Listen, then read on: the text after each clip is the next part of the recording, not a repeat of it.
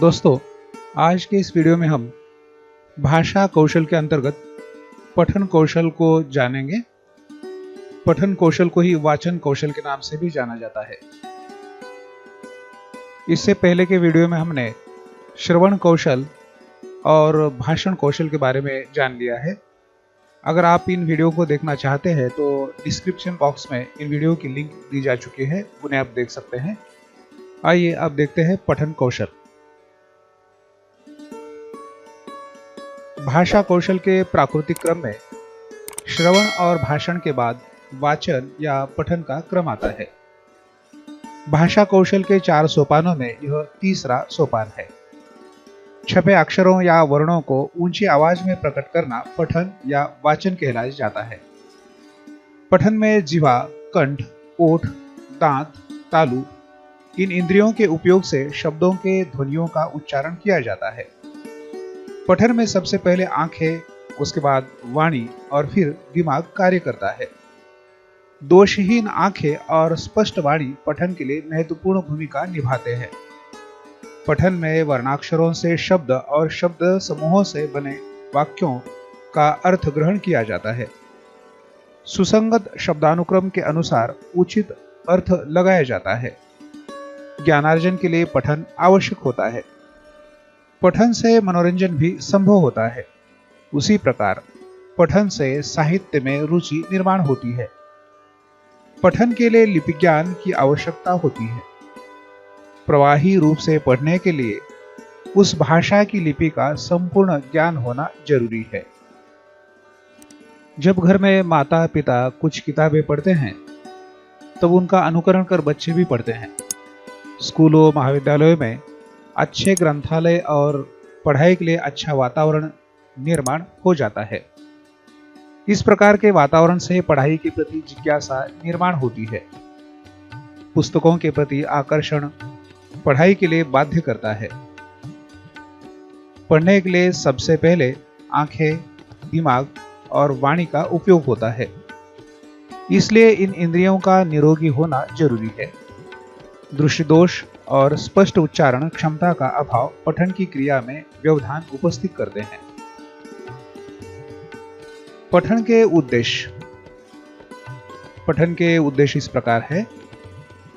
अर्थ ग्रहण करना। दूसरा उद्देश्य है भाषिक गति और लय को स्थायित्व दिलाना। तीसरा उद्देश्य है उच्चारण शैली का विकास करना। अगला उद्देश्य है प्रवाहमयी पढ़ने का कौशल विकसित करना। अगला उद्देश्य है आशय और भाव को ध्यान में रखकर पढ़ना। अगला उद्देश्य पठन से सृजनशीलता का विकास करना।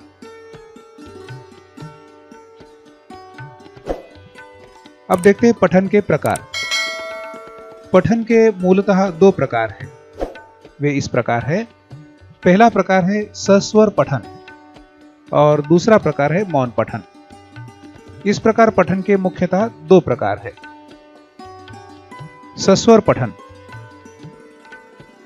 सस्वर पठन का अर्थ है ऊंची आवाज में पढ़ना। सस्वर पठन में वर्णों का उच्चारण स्पष्ट एवं शुद्ध होना चाहिए।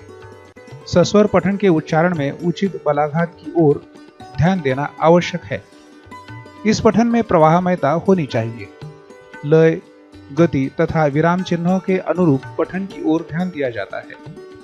इस पठन से उसका अर्थ श्रोताओं को समझना चाहिए।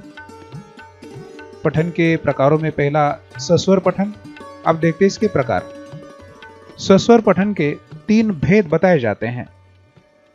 सस्वर पठन का पहला भेद है आदर्श सस्वर पठन। सस्वर पठन का दूसरा भेद है अनुकरण सस्वर पठन और तीसरा तथा अंतिम भेद है समवेत सस्वर पठन। अब देखते हैं इसके सस्वर पठन के 3 भेदों का विस्तार से विवेचन। सबसे पहले आदर्श सस्वर पठन। आदर्श सस्वर पठन। आदर्श वाचन अध्यापक द्वारा किया जाता है।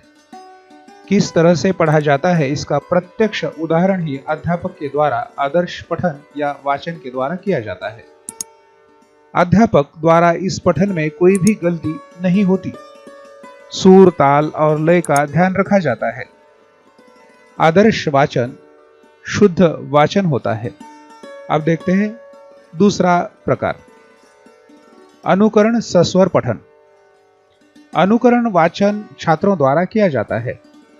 अध्यापक के पढ़ने के बाद उनका अनुकरण कर छात्र पढ़ते हैं। इसे ही अनुकरण पठन या वाचन कहा जाता है। अध्यापक की पठन शैली का यहां अनुकरण किया जाता है। अब देखते हैं तीसरा प्रकार, समवेत सस्वर पठन। समवेत पठन या वाचन समूह में किया जाता है। कोई प्रार्थना, कोई पाठ, वर्णमाला आदि के पठन के लिए समवेत पठन किया जाता है। एक स्वर में ही सभी को ताल, लय और गति का ध्यान रखना आवश्यक होता है। अब देखते हैं पठन का दूसरा प्रकार, मौन पठन। बिना आवाज के पढ़ना मौन पठन कहलाता है। यह पठन स्वांत सुखा या स्वयं के ज्ञान या जानकारी प्राप्त कराने के लिए किया जाता है। यह पठन जितना एकाग्रचित्त होगा उतना ही पाठक को अधिक अर्थबोध होगा। बिना एकाग्रता से किए मौन पठन से अर्थ ग्रहण असंभव है। मौन पठन से अन्य सहपाठी या आसपास मौजूद हर एक को कोई व्यवधान नहीं होता है। मौन पठन की गति अधिक होती है। साहित्यिक कृतियों को पढ़ने के लिए मौन पठन का ही आधार लिया जाता है। उपन्यास, कहानियों को पढ़ने के लिए मौन पठन उपयुक्त माना गया है। प्रौढ़ व्यक्ति इसी पठन पद्धति का उपयोग करते हैं।